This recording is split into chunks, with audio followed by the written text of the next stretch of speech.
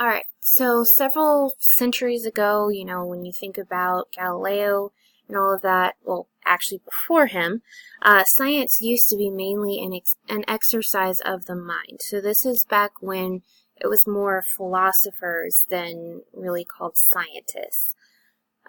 So today, scientists actually will use technology in order to help gather data.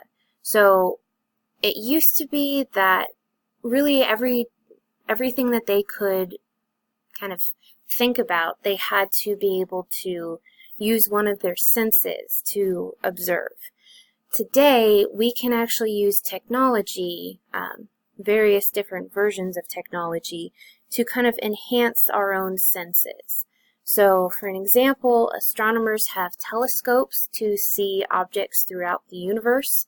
So, oftentimes these telescopes, the major ones, are built on top of a mountain peak, so it's actually less atmospheric interference between the telescope and whatever the astronomer is viewing.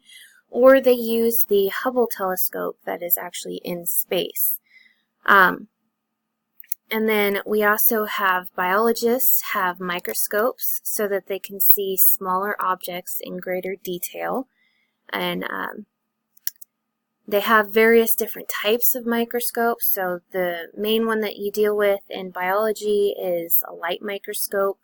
You can also have, atomic force microscopes, which are generally used more in chemistry. But chemists have an atomic force microscope that actually helps you image individual atoms. So it is that fine of a detail, basically. And because, chemists are giant nerds, they actually created this image here. These peaks are actually xenon atoms. So they were able to use the atomic force microscope in order to move these xenon atoms into place, and then took the picture after they had done that. And I'll let you guess where they worked. Yeah.